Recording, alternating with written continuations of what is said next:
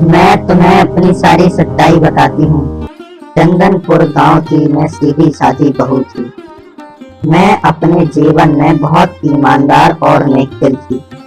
सभी लोगों की नजर में मैं बहुत अच्छी और सच्ची थी। भगवान ने मुझे सब कुछ दिया था, केवल मेरी आवाज को दूसरी औरतों के जैसा नहीं दिया। जब मैं किसी के सामने बात करती तो वह इंसान मुझसे बहुत ज्यादा डर जाता था, इसलिए मैं किसी के भी सामने बोलती नहीं थी।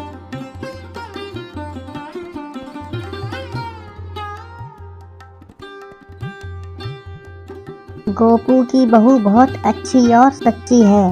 बेचारी हमेशा नेक कामों में लगी रहती है, हमेशा दूसरों की मदद को तैयार रहती है, कभी किसी चीज को मना नहीं करती, पर इसे कभी बात करते नहीं देखा। चलो जो भी हो, भगवान बेचारी को सलामत रखे।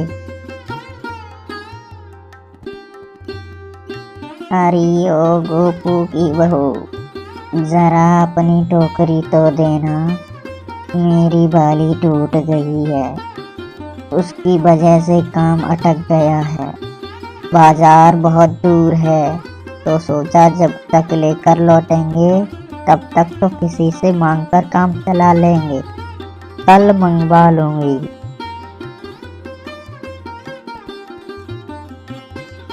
जीती रहो बिटिया, जीती रहो। बिटिया इतनी भी सीधी सादी मत बनकर रहा करो, कभी किसी से हंसी ठिठोली मजाक वजाक किया करो, इससे मन प्रसन्न रहता है। अच्छा, अब मैं चलती हूँ, बहुत काम बाकी है। भगवान तुझे सुखी रखे। अब मैं आपको कैसे बताऊं माँ जी, मेरा भी मन बहुत करता है ये सब करने को, पर मैं मजबूर हूँ। अगर मैंने सबके सामने मुंह खोला तो सब लोग न जाने मुझे क्या समझेंगे और मुझसे नफरत करने लगेंगे। कोई बात नहीं, आप सबका प्यार मेरे ऊपर बना रहे, इसके लिए मैं कभी अपना मुंह नहीं खोलूंगी। इस गोपू की बहू ने तो मेरा जीना हराम कर रखा है। जब से आई है सभी लोग इसकी तारीफ करते करते नहीं थकते। भगवान इसे मौत क्यों नहीं दे देता। मैं इतना धनमाल इन गांव वालों पर खर्च करता हूँ ताकि मेरा इस गांव में बोलबाला रहे, पर सभी के सभी गुण तो इसके ऐसे गाते हैं जैसे मुखिया मैं नहीं ये हो। इसका तो कुछ करना ही होगा। मुखिया मुझसे बहुत नफरत करता था। वो किसी तरह मुझे गांव से निकालना चाहता था। एक दिन मैं लड्डू लेकर जा रही थी और फिर आज अच्छा मौका है इससे पीछा छुड़ाने का, लेकिन कैसे? सोचो सोचो मुखिया जी। अरे वाह, ये तो चमत्कार हो गया। सही समय पर बलि का बकरा भी आ गया। लगता है भगवान भी मेरी तरफ है।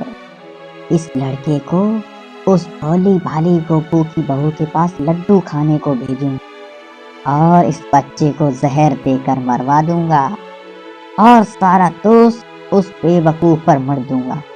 फिर उसे अपने फंदे में फंसाकर गांव से निकलवा दूंगा। चलो सेठ जी, काम पर लग जाओ। बेटा इधर आओ मेरे बच्चे, देखो तुम्हारी चाची कितने स्वादिष्ट लड्डू लिए जा रही हैं। जाओ और मांग कर खा लो। तुम्हारी नेकदिल चाची किसी भी सूरत में तुमको मना नहीं करेंगी।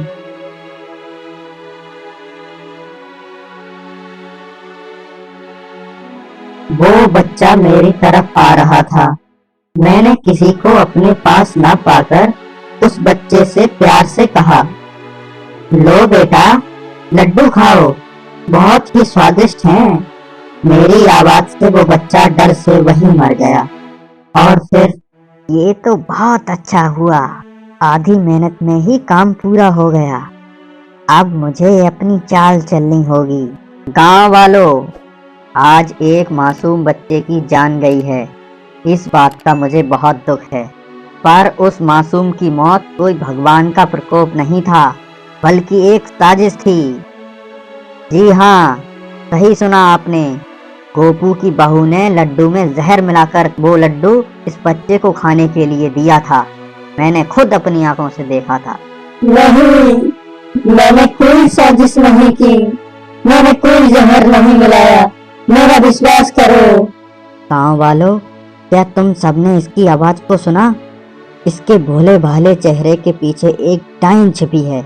ये एक डायन है, डायन। हाँ, मेरी आवाज आप सब लोगों की तरह नहीं है, इसलिए मैं किसी से बात नहीं करती थी, पर मैं कोई डायन नहीं हूँ, मेरा यकीन करो। बंद कर अपनी बकवास। गाँव वालों को अब तुझ पे भरोसा नहीं रहा। निकल जा हमारे गांव से। और इस तरह से मुखिया ने मुझे गांव से निकलवा दिया। मुझे दुख इस बात का नहीं था कि मुखिया ने मेरे साथ धोखा किया, बल्कि दुख इस बात का था जिन लोगों की मैंने हमेशा मदद की, उन्होंने भी मुझ पर विश्वास नहीं किया। मैं बहुत दुखी मन से चलते चलते शमशान में आ गई थी और मुझे इसका अंदाजा भी नहीं था। आओ आओ, तुम्हारा ही इंतजार था। कौन है? कौन हो तुम? मैं तुम्हारा मददगार हूँ। मैं तुम्हारे बारे में सब जानता हूँ।